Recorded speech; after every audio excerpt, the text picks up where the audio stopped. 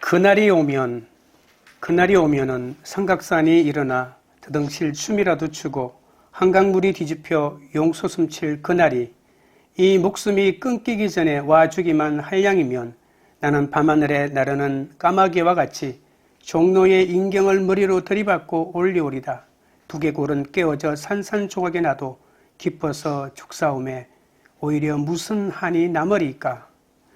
이 시는 일제강점기를 살았던 시문이라고 하는 소설가이자 또 시인이기도 한 그가 1930년 3월 1일에 지은 그날이 오면이라는 시 앞부분입니다.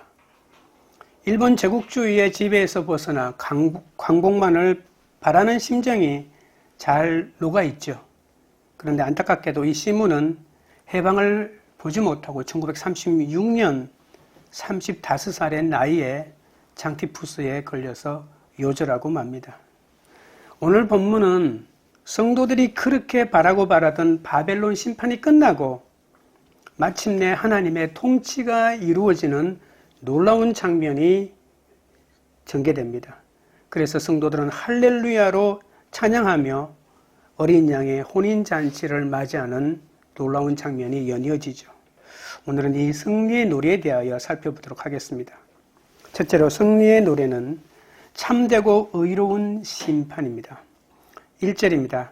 이 일 후에 내가 들으니 하늘에 허다한 무리의 큰 음성 같은 것이 있어 이르되 할렐루야 구원과 영광과 능력이 우리 하나님께 있도다. 17장 18장에서 바벨론이 멸망하자 놀라운 반전이 일어나죠. 바벨론이 멸망하면 그것으로 끝이 아닙니다. 바벨론의 멸망을 즐거워하라고 18장 마지막 부분에 말하지 않았습니까? 그런데 이제 하늘에 있는 허다한 무리가 바벨론 심판을 완성하신 하나님을 할렐루야라고 찬양하는 장면이 나옵니다. 할렐루야라고 하는 말은 여호와를 찬양하라는 뜻이죠. 구약에서는 15번만 나오는 특별한 단어인데요. 시편 104편 이후부터 150편 사이에서만 나옵니다. 신약에서는 이 계시록 이 19장 오늘 본문에서만 4번 딱 나오는 말입니다. 하나님께서 바벨론 심판을 완성하셨기 때문에 구원과 능력과 영광이 하나님께 있다는 뜻으로 할렐루야를 소리 높여 찬양하는 거죠. 마태복음에도 곳곳에 기근과 지진이 있으면 재난의 시작이라고 말했죠. 그러나 소돔 고모라 심판은 시작된 것은 아닙니다. 왜냐하면 자연 심판은 그냥 자연의 변화로 인해서 내리는 거죠. 그러나 소돔 고모라처럼 하나님의 심판은 자연이 내리는 심판이 아니라 하나님께서 직접 불심판을 내리기 때문에 예수님께서 자연의 재앙으로 내리는 것은 모두 재난의 시작에 불과하고, 그러나 이 심판의 완성은 하나님이 직접 자연의 현상을 통한 것이 아니고 불심판을 내리는 것을 말한다는 뜻이겠죠. 하나님이 소돔과 고모라를 심판하실 때 유황과 불을 내린 것은 자연재해가 아닙니다. 하나님이 직접 내리신 것이죠. 돈이나 학식이나 외모를 주님을 위해서 쓰지 않으면 우리의 삶 가운데서도 그냥 다른 사람이 당하는 일반적인 어려움이 아니라 하나님께서 우리의 삶에 어떤 브레이크를 걸고 새롭게 살아가도록 요청할 때가 있다는 것을 아셔야 합니다. 2절입니다. 그의 심판은 참되고 의로운지라 음행으로 땅을 더럽게 한 큰 음녀를 심판하사 자기 종들의 피를 그 음녀의 손에 갚으셨도다 하고, 예수님은 성도들이 악한 자들에게 받은 고난과 아픔과 순교의 피를 모두 대신 갚아주셨죠. 그래서 하늘의 허다한 무리는 예수님을 믿고 구원받은 성도들로서 예수님의 심판이 얼마나 참되고 의로운가를 찬양합니다. 이 심판은 거짓된 판단에 근거한 왜곡되고 극히 주관적인 그런 판결이 아니라 예수님의 신실한 약속에 근거한 정당하고 공평한 판단에서 이루어졌습니다. 성도를 보호하고 그 억울함을 갚아주겠다는 이 하나님의 약속은 성도들의 피에 대한 정당한 심판이 되었죠. 하나님은 바벨론을 심판하셔서 하나님의 종들에 대한 정당한 대가를 지급하셨기 때문에 하나님의 심판은 정당하고 예수님의 심판은 온전한 심판입니다. 땅에 거하는 자들은 그 심판 가운데에서 회개했을까요? 우리가 누누이 나누었지만 큰 고통과 아픔 속에서도 예수님을 오히려 원망하고 회개하지 않았고 더 완악해졌죠. 그러나 구원받은 성도들은 예수님의 심판이 참되고 의롭다고 고백하는 거죠. 설령 그것이 나를 향한 심판일다 할지라도 나를 회개하고 나를 죄를 깨닫게 하고 예수님에게로 다시 돌아가게 만들어주니 그 심판은 의로운 심판이 되는 거죠. 바벨론은 모든 나라를 그 음행으로 진도의 포도주로 먹이던 자 아닙니까?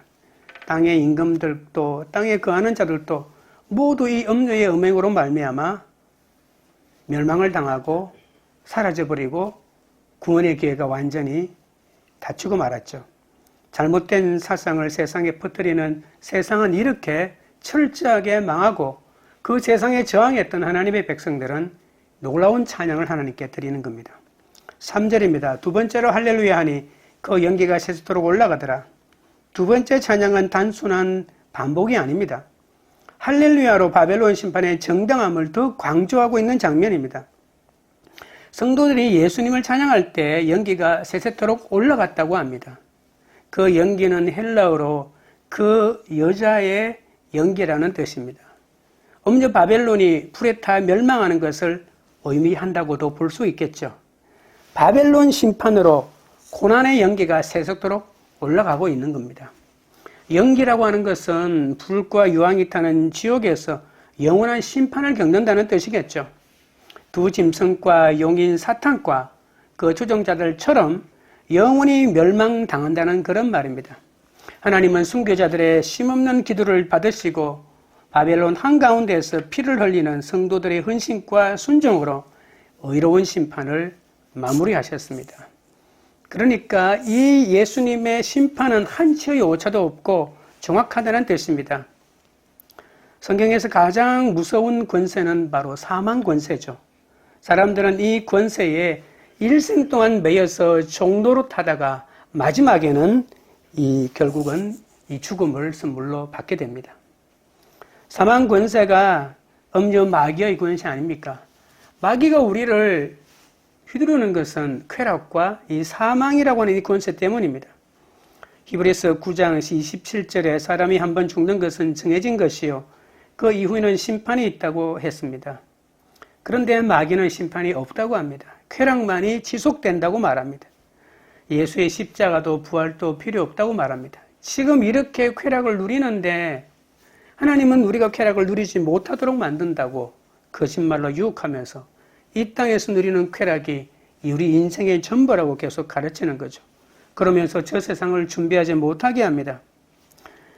모든 사람은 각자가 깨달으면 하나님이 되고 내가 인생의 주인으로서 충분히 살아갈 수 있다고 말하죠. 사탄은 아담과 하와에게 꼬신 것도 바로 선악과를 먹으면 네가 이건 선이고 이건 악이고를 판단할 수 있고 네가 하나님이 되어서 정말 행복하게 살 수 있다고 유혹했던 것입니다. 우리에게도 사탄은 여전히 똑같이 네가 하나님이다. 네가 인생의 주인이라고 그것을 깨달으면 죽음의 길도 어둠의 길도 지옥의 길도 가지 않고 영원한 생명의 길로 갈 수 있다고 우리를 미혹하고 있습니다. 사탄은 이처럼 거짓 진리를 믿게 만들고 이 땅에 사는 동안 욕심을 부리고 부정을 저질러 그것을 합리화시키고 그것을 계속하도록 만들어가는 거죠. 그래서 마귀의 사상을 음녀라고 말한 것입니다. 음녀가 주는 쾌락 때문에 그 음녀를 거부하지 못하고 계속 빠져들어가는 어떤 심리를 말한 것이죠. 그러나 주님은 부활하심으로 사망 권세를 깨뜨리셨기 때문에 믿는 자들은 이 사망 권세와는 상관이 없습니다. 그러니까 우리가 할렐루야를 외칠 수밖에 없는 것이죠. 나의 육을 무너뜨리기 위해서 여러 가지 심판들이 의롭고 참된 심판이라는 것을 알면 이 하나님에게 마귀에게 속지 않을 수가 있습니다.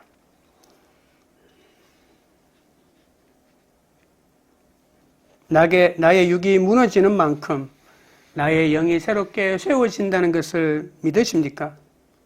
내 속에 있는 음조의 권세를 깨뜨리고자 찾아온 이 사건들이 하나님께 연기가 되어 올라갈 때 사탄은 괴로워 힘들겠지만 우리는 하나님의 회복하심을 통해서 하나님의 참되고 의로운 심판이 옳다고 할렐루야를 외치게 될 겁니다. 둘째는 하나님이 통치하게 되니 승리의 노래를 부르는 겁니다. 4절입니다. 또 24장로와 네 생물이 엎드려 보좌에 앉으신 하나님께 경배하여 이르되 아멘 할렐루야 하니 24장로와 네 생물이 찬양한다고 했죠. 24장로는 신약의 12사도와 구약의 12장로의 존귀함을 입은 성도를 상징하죠. 네 생물은 피조물 전체를 대표한다고 볼 수 있습니다. 하늘과 땅의 모든 자가 하나님의 심판을 보고 아멘 할렐루야를 외칩니다. 바벨론 포로에서 돌아와서 부르는 노래가 시편 말미에 나와 있는데요. 요한계시록 4장에서는 이 하나님을 묘사할 때 이렇게 묘사합니다. 보좌에 앉으신 이라고 이렇게 표현하는데 오늘 본문에 보시면 보좌에 앉으신 하나님이라고 구체적으로 명확하게 표현하죠. 여러분, 천국에서 성도들에게 나타나시는 하나님은 예수님입니다. 우리는 천국에 올라가도 하나님을 볼 수는 없습니다. 하나님은 영이시기 때문에 보이지 않습니다. 예수님을 통해서 하나님은 나타나시고요. 예수님을 통해서 하나님을 느끼게 되고 예수님을 통해서 하나님의 사랑을 깨닫게 되는 거죠. 천국에서 성도들은 영원토록 이렇게 예수님을 찬양하고 경배하게 됩니다. 음녀 바벨론 세상 나라에서 구원받고 보니 내가 포로로 잡혀간 후에 곰곰하게 생각해 보니 모든 것이 하나님의 의롭고 참된 심판임을 알게 된 거죠. 그렇기 때문에 하나님을 찬양할 수밖에 없고 예수님을 높일 수밖에 없는 것입니다. 그러나 오늘 본문에 나오는 이 할렐루야는 단순한 종교 언어가 아니고 이 땅에 호흡이 있는 모든 존재가 하나님의 구원에 감격하여 부르는 찬양이라고 볼 수가 있는 거죠. 5절입니다. 보좌에서 음성이 나서 이르시되 하나님의 종들 곧 그를 경외하는 너희들아 작은 자나 큰 자나 다 우리 하나님께 찬송하라 하더라. 보좌에서 하나님의 음성이 나와 하나님을 찬송하라고 합니다.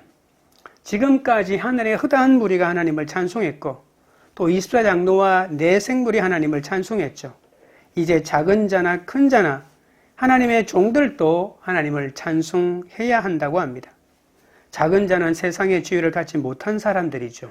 큰 자는 사회에서 크게 유명한 사람들 아닙니까?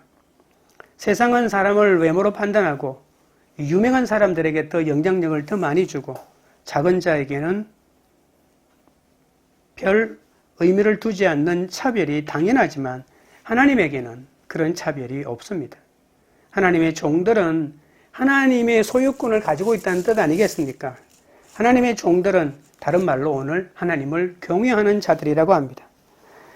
경외라고 하는 말은 단순하게 존경한다는 의미를 훨씬 뛰어넘는 뜻이죠. 거룩함과 인내를 끝까지 간직한 자가 하나님을 경외한 자들입니다. 하나님은 모든 사람들을 그 행위대로 심판하시고 보응하시는 분이시기 때문에 그 하나님을 보면 두려워해야 되는 거죠. 하나님을 봐도 두려워하지 않고 하나님의 말씀을 들어도 한 귀로 듣고 한 귀로 흘려버리는 사람은 하나님을 경외하는 사람이 절대로 아니라고 볼 수 있는 거죠.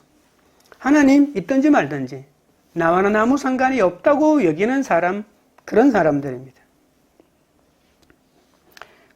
6절입니다. 또 내가 들으니 허다한 무리의 음성들과 같고 많은 물소리와도 같고 큰 우레소리와도 같은 소리가 이르되 할렐루야 주 우리 하나님 곧 전능하시니가 통치하시도다. 바벨론이 무너지고 마침내 하나님의 통치가 이루어지죠. 음녀 바벨론이 지배하던 세상 나라는 하나님과 그리스도의 나라가 되어 드디어 예수님이 통치하게 되는 거죠. 교회 공동체도 이 하나님의 통치에 동참하게 됩니다. 성도들이 동참한다는 그런 표현도 성경에 많이 있죠. 허다한 무리의 음성이나 많은 물소리, 큰 우레소리는 모두 예수님의 캐릭터라고 볼 수 있습니다. 예수님의 역사하심이 그만큼 크고 위대하다는 뜻이겠죠. 누가 예수님의 전능하심을 헤아릴 수 있겠습니까? 예수님의 능력은 끝이 없고 예수님의 위대함은 어떤 말로도 표현할 수가 없습니다.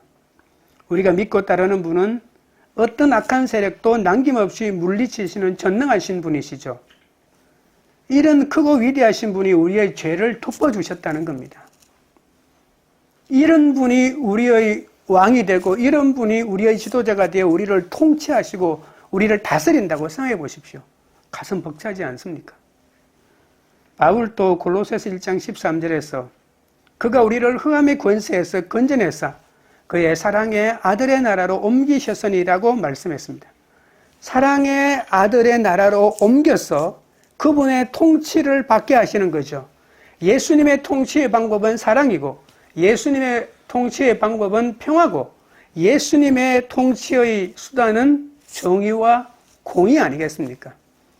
이 땅이 그렇게도 꿈꾸었지만 몇 %도 이루지 못했던 그 하나님의 정의와 공의와 사랑과 평화의 나라가 이루어지는 그런 나라가 있다는 것입니다. 우리는 이제 음녀가 사탄의 하수인으로 다스리는 바벨론이 아닌 예수님이 사랑으로 통치하는 사랑의 나라에 속해 있는 자들이 되었습니다. 사랑해서 결혼한 사이라도 갈등이 심해지면 함께 살기가 힘들어지잖아요. 그러나 갈등의 진짜 원인은 성격 차이가 아니라 바로 예수님이 없기 때문이죠. 예수님은 허점투성인 사람이라도 그 허물을 끝없이 덮어주시는 분 아닙니까? 인간은 지식이 많고 똑똑할수록 상대방이 나처럼 똑똑하고 나처럼 지식이 많지 않은 것을 용납하지 못합니다. 그것도 몰라? 그 정도도 몰라? 그렇게 무식해라고 하면서 아직 나와는 다른 차원의 사람으로 취급해버립니다. 많이 알고 많이 가질수록 오만하여 없는 사람을 깔보고 부족한 사람들의 마음을 전혀 헤아려주지 못한다는 거죠. 그러니 문제는 내가 그 사람을 받아들이고 용납하고 사랑할 수 있는 마음이 없는 것이 문제지 그것이 갈등의 원인이지 성격 차이는 아닌 것이죠. 예수님은 우리의 모든 연약함을 아시고 당신의 사랑으로 채워주셨습니다. 우리는 부족했지만 예수님은 완전하셨기 때문에 우리는 준비되지 않았지만 예수님은 언제나 모든 것을 준비하시고 계셨기 때문에 우리의 구원이 이루어지고 우리가 일생 동안 주님의 뜻 가운데 살 수 있게 된 것 아니겠습니까? 부족한 우리가 구원을 얻고 부족한 우리가 복음을 전하고 부족한 우리가 하나님의 귀한 열매를 얻게 되는 이 모든 것이 하나님이 참아주시고 용납해 주시고 받아들였기 때문에 아니겠습니까? 이런 분이 우리의 통치자가 되셔서 우리를 인도하시는 것처럼 우리도 이제 내 삶을 통치하시는 분이 내가 아니라 주님이심을 인정해야 합니다. 우리 가정의 통치자도 내 자녀의 통치자도 배우자의 통치자도 바로 주님이시라는 것을 인정해야 되는데 그 주님은 종교 언어대로 종교의 의식을 치르지 않는다고 핍박하는 것이 아니고 사랑하고 용서하고 용납하고 받아주고 이해해주는 그런 통치의 하시는 분이라는 것을 깨닫는 것입니다. 개인도 가정도 나라도 예수님이 통치하셔야만이 이 예수님의 마음을 가진 자가 통치자로 쓸 때 온전하게 세워지는 것 아니겠습니까? 셋째로 승리의 노래는 어린 양의 혼인잔치가 이르렀기 때문입니다. 7절입니다. 우리가 즐거워하고 크게 기뻐하며 그에게 영광을 돌리세. 어린 양의 혼인 기약이 이르렀고 그의 아내가 자신을 준비하였으므로 초대교회의 복음이 한 세대 만에 전 세계로 퍼져나가 예수 그리스도의 부활이 널리 전파된 비결은 바로 교회라고 하는 공동체가 있었기 때문이겠죠. 같은 피를 나누었어도 믿음의 가족이 아니면 진정한 공동체를 이룰 수 없습니다. 천상의 무리가 어린 양의 혼인 기약에 이런 것을 찬양하고 있는 장면이 바로 이 7절입니다. 어린 양의 혼인 기약이라고 하는 말은 혼인잔치라고 하는 말이죠. 기약이나 잔치는 똑같은 말입니다. 우리는 결혼식을 할 때 기뻐하고 즐거워합니다. 여러분의 결혼식을 한번 생각해 보십시오. 결혼식에 우는 사람이 간혹 있지만 기쁜 마음에 우는 것이죠. 그 사람이 그분이 있었으면 좋았을 것이다 라고 해서 우는 것이지 정말 슬픈 것 때문에 우는 것은 아니죠. 결혼하는 신랑과 신부와 하객들이 기뻐하는 것은 하나님이 우리가 천국에서 어린 양이신 예수님과 혼인잔치할 때 느끼는 기쁨과 한번 비교해 보십시오. 이 땅에서 누리는 모든 결혼식의 기쁨은 그림자에 불과한 것이죠. 진짜 기쁨은 바로 천상에서 이루어지는 예수님과 어린 양 예수님과 이루어지는 혼인잔치를 이 땅에서 미리 맛보아라고 허락해 준 것이죠. 어떤 결혼식이라 할지라도 결혼식은 피곤하고요. 결혼식 하기까지의 수많은 어려운 일들이 있었고 또 결혼식이 끝나면 또 투쟁처럼 살아야 하는 또 삶의 무게가 우리에게 다가오지 않습니까? 그러나 이 어린 양의 혼인잔치는 이 혼인잔치만을 위한 것이 아닙니다. 오히려 이 잔치는 기쁨의 서막에 불과하고요. 이 결혼식을 기점으로 해서 영원한 기쁨을 누리는 삶이 우리 가운데 허락되는 것이죠. 이 땅의 결혼식은 아담과 하와가 처음으로 했죠. 인간의 진짜 결혼은 예수님과 하는 결혼입니다. 마귀는 인간을 예수님의 신부가 되지 못하도록 끊임없이 미혹했고 타락시켰지만 하나님은 예수님을 통해서 그 타락하고 배신한 인간을 찾아오셔서 끊임없이 구원을 베풀고 회복시켰잖아요. 결국 예수님의 구원이라는 말을 다른 말로 하면 우리 철없는 신부를 당신의 영원한 신부로 만들기 위한 끝없는 신랑의 사랑의 여정이라고도 볼 수가 있는 거겠죠. 우리는 그 예수님의 사랑을 깨닫지 못하고 세상 사람을 찾아서 끊임없이 나가는 거죠. 우리가 호세아를 통해서 말씀 묵상을 하는 것처럼 하나님의 사랑을 모르고 끝없이 세상을 향하여 나를 더 행복하게 해줄 무엇인가가 저 숨 넘어 있다고 생각하고 끊임없이 그쪽으로 가는 것이죠. 예수님은 우리에게 이 혼인잔치에 초대해 주셨습니다. 그것도 신부로, 당신의 가장 아름다운 신부로 말입니다. 그래서 어린 양의 혼인잔치는 예수 그리스도와 교회의 완전한 연합이라고도 말할 수 있겠죠. 물론 그 속에 포함되어 있는 나와의 영원한 연합이라고도 볼 수가 있는 것이죠. 어린 양은 예수 그리스도를 말하는 특별한 요한계시록만의 언어죠. 예수님을 어린 양이라고 말하는 이유가 무엇일까요? 그것은 예수님이 십자가의 대속과 사랑을 계속해서 보여주는 하나의 용어라고 볼 수가 있습니다. 세상의 모든 인간의 사랑은 귀하죠. 사랑이 귀하지 않는 것이 어디 있겠습니까? 그러나 가장 큰 사랑은 누군가를 위해서 대신 죽는 사랑 아니겠습니까? 죄인인 우리가 죽어야 했지만 예수님은 신부인 나를 위해서 대신 죽어주신 분 아니겠습니까? 예수님은 죽기까지 신부를 사랑하셨다는 겁니다. 이런 의미에서 진정한 사랑이란 그리 세상에 흔치 않다고 볼 수 있는 거죠. 그래서 어린 양이라고 하는 말을 듣기만 해도 주님의 사랑이 떠오르는 그런 뜻이라는 겁니다. 나를 위해서 희생제물로 십자가에 달려 죽으신 분, 나를 끊임없이 사랑하시는 분, 그 분을 뜻하기 위해서 예수님을 어린 양이라고 계속해서 말하는 것이죠. 그의 아내가 자신을 준비하였다는 말은 무슨 뜻일까요? 신부는 혼인 때에 신랑에게 잘 보이기 위해서 가장 아름다운 모습으로 준비하죠. 결혼식에 입장할 때 화장을 하고 나온, 그리고 결혼식 예복을 입고 나온 신부가 예뻐 보이지 않는 신랑은 뭔가 이상한 신랑이겠죠. 뭔가 이상한 신랑입니다. 가장 예쁘게 보여야만 합니다. 신부도 신랑에게 예쁘게 보이기 위해서 최선을 다해서 가꾸고 꾸미는 거죠. 신부인 교회가 신랑이신 예수님을 위해서 준비하는 것은 너무나도 자연스러운 것이죠. 우리 인간이 각자 배우자를 위해서 준비하는 것처럼 말입니다.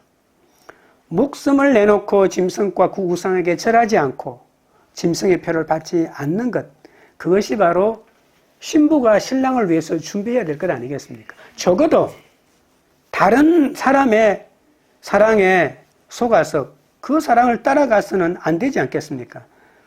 요한계시록 11장에 두 정인처럼 죽기까지 증거의 삶을 살고, 요한계시록 14장 4절 5절에서 말하는 것처럼 14만 4천처럼 여자로 더불어 더럽히지 아니하고 정절을 지키고 어린 양이 어디로 인도하든지 따라가는 자이고, 사람 가운데서 구속받아 처음 익은 열매로 하나님과 어린 양에게 속한 자들로 그 입에 거짓말이 없고 흠이 없는 자들입니다. 예수님이 요한계시록 2장 3장에서 아시아의 7교회에 끊임없이 요구했던 치명적인 약점을 다 고치고 이긴 자로 인정받는 자들 아니겠습니까? 이들이 바로 하나님의 어린 신부가 되겠죠. 어린 양이신 예수님이 신부를 괴롭히던 자들에게 진노를 발하시고 자신의 피로 씻은 옷을 신부에게 입혀주셨습니다.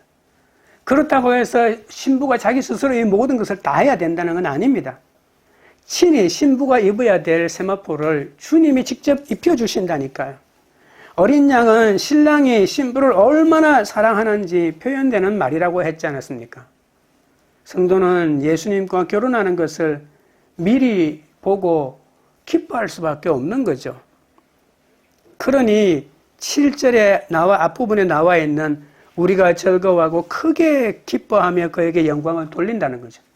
우리가 앞으로 치르게 될 이 결혼 예식을 준비되는 걸 보고 내가 나를 위해서 준비해야 되는데 내가 준비해야 될 모든 것도 주님이 다 준비해 놓으시고 그것을 나에게 입혀주시고 그것을 나에게 심겨주시고 그것을 나에게 허락해 주니까 그 감격은 말할 수밖에 없고 그 기쁨은 이루 헤아릴 수가 없다는 겁니다. 성도는 살아서는 어린 양의 이름을 찬양하고 죽어서는 영원히 그 이름을 높이게 되는 이유가 바로 거기에 있는 겁니다. 8절입니다. 그에게 빛나고 깨끗한 세마포 옷을 입도록 허락하셨으니 이 세마포 옷은 성도들의 옳은 행실이로다 하더라. 신랑이신 어린 양 예수 그리스도가 그의 신부에게 결혼 예복인 빛나고 깨끗한 세마포를 선물합니다. 이 세마포는 성도의 옳은 행실이라고 말합니다.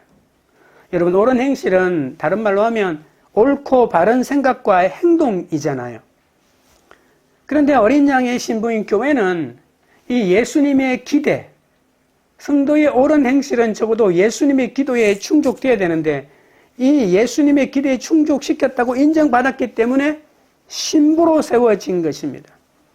성도들은 로마 황제라고 하는 이 막강한 이 세속의 권력 앞에 굴하지 않았고 영적으로 전능하신 하나님의 왕권 아래 살았던 사람이겠죠. 성도는 어떤 상황 속에서도 하나님을 주인으로 예수님을 주님으로 모시고 그분의 통치를 받고 살아가면 이러한 하나님이 예수님이 허락하신 신부의 자격을 받게 되는 거죠. 내 삶에 뜻하지 않게 육이 망하는 사건이 다가와도 말씀으로 그 사건을 해석하고요. 그리고 하나님의 말씀대로 적용해 나가보면 결코 주님은 그것을 옳은 행실로 여겨주시는 거죠. 내 스스로 열매를 맺는 것이 아니고 말씀대로 살고자 하는 나를 보시고 주님이 불쌍히 여겨주셔서 성도의 옳은 행실로 여겨주신다는 겁니다. 어린 양의 신부가 입은 빛나고 깨끗한 세마포는 엄녀가 차려입은 사치와 허영의 옷과는 너무나도 다릅니다. 우리가 한 가지 잊지 말아야 할 것이 있습니다. 예수님은 성도들이 착하게 살아야 빛나고 깨끗한 세마포 옷을 입도록 허락된다고 말씀하시지는 않았습니다. 성도도 세상 사람들처럼 마귀의 유혹에 빠지고 끊임없이 죄를 지으며 자기 뜻대로 행동할 때가 얼마나 많은지 모릅니다. 예수 믿고 어떤 큰 신앙의 고비를 건너고 올라섰다 할지라도 또 그 다음 날에 죄를 짓는 게 인간이지 않습니까? 하나님은 이것을 잘 알고 계십니다. 그때마다 예수님은 성도에게 징계하시고 징계를 통해서 회개시켜 주셔서 믿음의 길로 되돌아가도록 끊임없이 이끌어 주신다는 사실입니다. 그렇기 때문에 성도의 옳은 행실은 올바르게 살았다는 뜻이 아닙니다. 말씀을 통해서 끊임없이 회개하고 돌이켰다가 더 맞는 것이죠. 착하게 산 사람이 아니고 회개 잘한 사람입니다. 내 죄를 말씀이 가르쳐줄 때 즉각 깨닫고 죄의 길에서 돌이켜서 주님의 뜻대로 살고자 노력했던 사람이 바로 성도의 옳은 행실을 살아간 사람 아니겠습니까? 사람은 아무리 착하게 살아도 그것으로 구원을 받을 수는 없습니다. 예수님이 믿음을 주시고 인정해 주셔야만 구원을 이룰 수가 있는 것이죠. 성도의 옳은 행실은 율법의 의가 아니라 은혜로 구원해 주신 예수님에 대한 순종의 응답입니다. 옳은 행실은 올바르게 살았다는 말이 아니라는 뜻에서 옳은 행실로 살았던 분은 예수님 한 분밖에 없지 않습니까? 예수님의 모든 행동은 의롭고 어긋남이 없습니다. 나는 착하게 살았다라고 주장하는 사람들, 그 사람의 내면을 우리가 볼 수 있다면 그 사람이 착하게 살았다고 하는 기준이 어딘지 우리가 의심할 수밖에 없을 것입니다. 누가 착하게 살고 누가 100% 옳게 산 사람이 어디 있겠습니까? 예수님밖에 없습니다. 예수님은 모든 행실이 옳고 어긋남이 없다는 말이죠. 그러나 우리의 죄는 끝이 없고 셀 수 없을 정도로 많습니다. 어떻게 해야 하나요? 우리는 신랑 대신 끝없이 깨끗하고 어긋남이 없는 분하고 살아야 될 신부인데 어떻게 살 수가 있을까요? 세상 사람들은 절대로 그런 분과는 살 수 없을 것입니다. 신데렐라가 왕자님을 만나서 이제 왕세자로 왕비로 살아야 하는데 그렇게 살지 않았던 그가 과연 그 결혼 생활이 행복했을까요? 행복했을 리가 없겠죠. 정상적인 인간의 삶을 인간의 관점에서 본다면 말입니다. 예수님과 우리와의 결혼 생활도 그렇지 않을까요? 그러나 예수님은 바로 이 세상의 신랑과는 다르다는 것을 아셔야 합니다. 예수님이 우리의 세마포가 되어 우리를 덮어주시는 거죠. 우리가 죄가 많지만 주님은 우리의 모든 죄를 당신의 세마포로 덮어주십니다. 우리의 모든 추악하고 더러운 죄를 예수님이 덮어주십니다. 가려주십니다. 예수님은 자신의 의를 남김없이 우리를 덮어주는 데 사용하십니다. 우리를 빛나고 깨끗한 존재로 여겨주시고 만들어주시는 거죠. 신부가 입는 가장 아름다운 옷은 예수님을 믿고 그의 구원을 받아들이고 그의 징계를 받아들이고 그의 길로 따라가는 것 아니겠습니까? 옳은 행실은 내가 하는 것이 아니라 주님의 은혜로 하나님께서 허락하셔서 나오는 그 행실인 것을 명심하십시오. 옳은 행실은 자랑도 절망도 하지 않는 것입니다. 가정도 이웃의 구원을 사명으로 놓고 가면 절망할 일이 얼마나 많습니까? 하지만 넘어질 수밖에 없는 우리를 하나님이 인도해 가셔서 우리를 온전한 구원으로 이끌어 가시니 우리는 오직 예수님만 의지할 것밖에 없는 것이죠. 말씀을 맺겠습니다. 승리의 노래는 의롭고 참된 심판입니다. 주님은 부활하심으로 사망 권세를 깨뜨리셨기에 믿는 자들은 사망 권세를 이기게 되었으니 할렐루야를 외칩니다. 승리의 노래는 하나님의 통치 때문입니다. 음녀가 사탄의 하수인으로 다스리는 바벨론이 아닌 예수님이 사랑으로 통치하시는 사랑의 아들 나라에 우리가 살게 되었고 주님이 그 통치를 하고 있습니다. 승리의 노래는 어린 양의 혼인잔치가 이르렀음을 알려주는 거죠. 우리의 죄는 끝이 없고 셀 수 없을 정도로 많지만 예수님이 세마포가 되어 우리를 덮어주시기 때문에 우리의 모든 더럽고 추악한 죄가 다 가려졌습니다. 우리 모두 이 예수님의 승리에 참여하여 할렐루야 찬송 부르기 위하여 주님과 함께 동행하는 여러분 되시기를 주님의 이름으로 축원드립니다. 찬양 드리고 기도하겠습니다.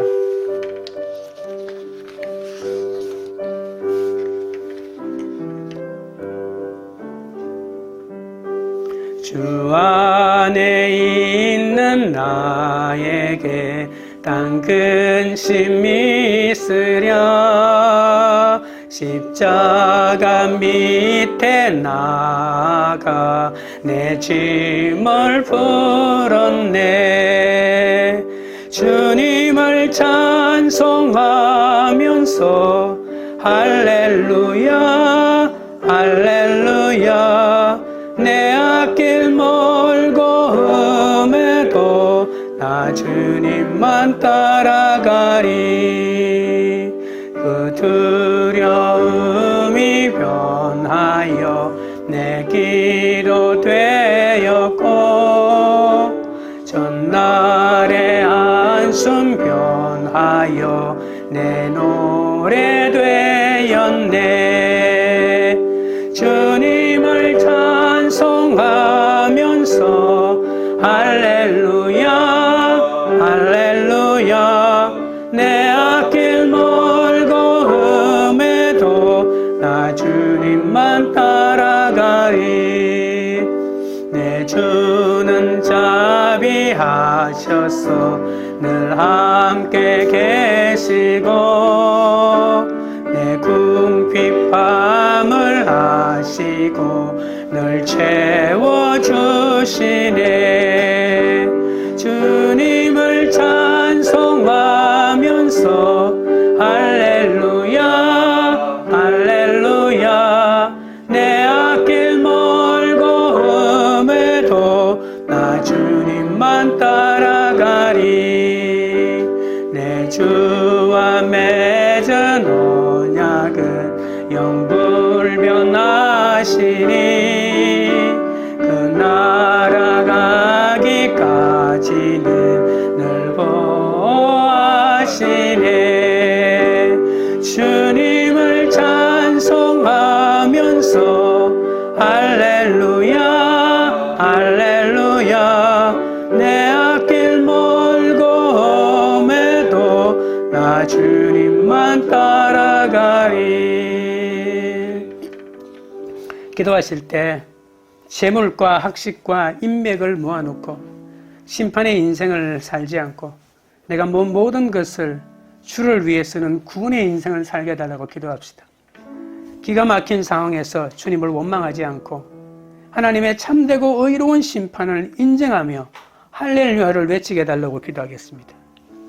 이것이 나의 옳은 행실이라고 자랑할 게 없음을 알고 나의 옳은 행실은 오직 예수님이신 것을 믿게 해달라고 전능하신 하나님의 통치 가운데 성도의 옳은 행실을 함께 나누며 즐거워하고 어린 양의 혼인잔치를 함께 기다리는 우리가 되게 해달라고 주의 세 번 부른 다음에 기도하며 나아가겠습니다. 주여 주여 주여. 거룩하신 하나님 우리 아버지여, 재물과 학식과 인맥을 쌓아놓고 아버지 하나님이여 심판의 인생을 살지 않게 도와주시고 인도하여 주옵소서. 내가 모은 모든 것을 주를 위하여 사용하는 구원의 인생을 살아갈 수 있도록 아버지 하나님이여 역사하여 주시옵소서. 기가 막힌 상황에서 주님을 원망하지 않고 하나님의 참되고 의로운 심판을 인정하여 할렐루야를 외치는 삶을 살아갈 수 있도록 우리 아버지 하나님 붙잡아 주시옵소서.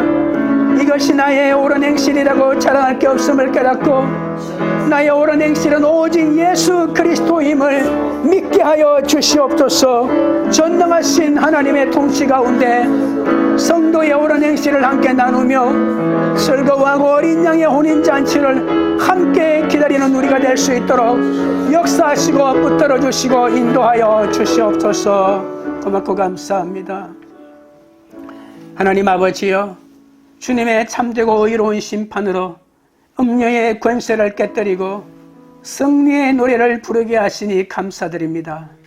나의 육이 무너지고 참되고 의로운 심판으로 나의 영이 살아나는 것을 깨닫지 못하고 인내하지 못하고 원망할 때가 많았사오니 용서하여 주시옵소서. 새새토록 올라가는 연기가 심판의 연기가 아니라 기쁨의 연기가 되도록 붙들어 주시옵소서. 가정과 직장에서 예수님을 통치자로 세우지 못하고 내가 통치자가 되어 내 마음에 들지 않는다고 온갖 갈등을 일으키며 남 탓을 할 때가 많았사오니 불쌍히 여겨 주옵소서. 용서할 줄도 모르고 배려할 줄도 모르고 사랑의 표현도 눈물 나도 서툴렀기 때문에 우리의 공동체가 온전히 설 수가 없었습니다. 주여 불쌍히 여기시고 어떤 상황에서도 오직 예수님만이 우리의 통치자임을 인정하며 그분을 따라가게 하옵소서. 예수님은 자신의 목숨마저 죄인인 우리를 위해 바치셨기에 자신을 소개하실 때마다 나는 어린 양이라고 말씀하셨습니다. 오직 예수님을 나의 세마포로 삼아 말씀에 순종하는 옳은 행실의 삶을 살기 원합니다. 여자로 더불어 더럽히지 아니하고 정죄를 지키고 어린 양이 어디로 인도하든지 따라가고 사람 가운데서 구속받아 처음 익은 열매로 하나님 그 어린 양에게 속한 자들로 그 입에 거짓이 없고 흠이 없는 자가 되기를 원하오니 주여 우리를 당신의 피 묻은 세마포로 덮어 주시옵소서. 광교 우리를 교회가 전능하신 하나님의 통치 가운데 성도의 옳은 행실을 함께 나누며 즐거워하고 어린 양의 혼인잔치를 함께 기다리는 믿음의 공동체가 되게 하여 주옵소서. 각자 약속의 말씀을 붙들고 어린 양 예수의 신성한 성품을 배우며 따라가며 참여하는 그런 공동체가 되도록 역사하여 주시옵소서. 예수 그리스도 이름으로 기도드리옵나이다. 아멘.